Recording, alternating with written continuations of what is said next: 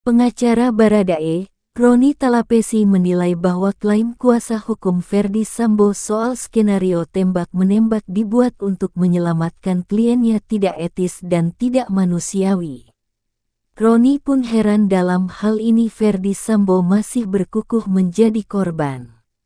Saya kira tidak etis dan tidak manusiawi ketika berpikir pembunuhan terencana ini dinilai hanya sebagai sebuah kekeliruan. Coba pikirkan perasaan keluarga korban, kata Roni dalam keterangan tertulis, Kamis tanggal 13 Oktober tahun 2022 yang dikutip dari Detik News. Roni menyebut keluarga kliennya kala itu langsung meminta maaf ke pihak keluarga Brigadir Yosua ketika tahu kejadian ini. Dia membandingkan dengan pihak Sambo yang hingga kini masih terkesan sebagai korban. Dari kami dan klien kami langsung menyampaikan permintaan maaf dan sungguh merasakan kesedihan keluarga korban Brigadir J.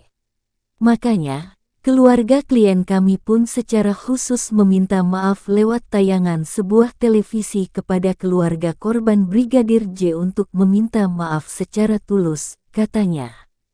Beda dengan FS lewat kuasa hukumnya yang sampai sekarang bertahan dan malah membuat dirinya sebagai korban dalam kasus ini, tambahnya.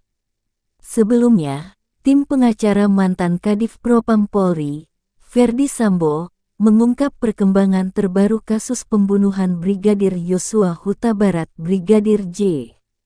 Ferdy Sambo disebut mengaku bahwa skenario tembak-menembak di rumah Duren 3, Jakarta Selatan, dibuatnya untuk menyelamatkan Barada Richard Eliezer, Re, atau Baradae. Pengacara pihak Ferdy Sambo, Febri Diansyah, awalnya memaparkan ada 3 fase dalam kasus yang menjerat kliennya ini. Pertama adalah fase rangkaian peristiwa, kedua, fase skenario tembak-menembak, dan ketiga, fase penegakan hukum. Febri menyebut, pada fase ketiga atau fase penegakan hukum, Ferdy Sambo mengakui telah membuat skenario tembak-menembak. Dia juga mengatakan bahwa Sambo menyampaikan hal yang sebenarnya pada kasus ini. Ketika di awal tadi kami uraikan ada upaya untuk membangun skenario seolah tembak-menembak. Dan kemudian memindahkan TKP yang ada di Magelang seolah-olah terjadi di Duren 3. Pada fase ketiga hal itu dikoreksi oleh FS, bahkan menyampaikan informasi yang sebenarnya, kata Febri saat jumpa pers di rooftop Hotel Erian, Jakarta Pusat, Rabu tanggal 12 Oktober tahun 2022. Selain itu, Ferdy Sambo disebut mengakui membuat skenario tembak-menembak untuk menyelamatkan Baradae.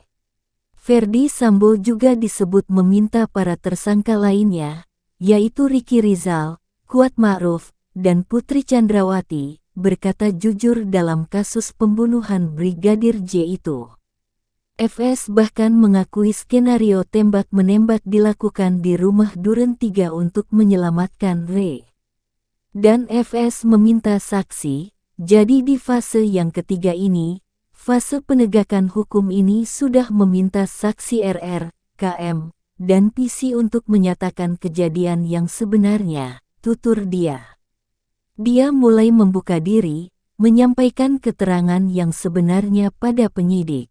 Kemudian tidak cukup hanya itu, juga meminta kepada saksi-saksi yang lain untuk menyatakan yang sebenarnya, imbuhnya.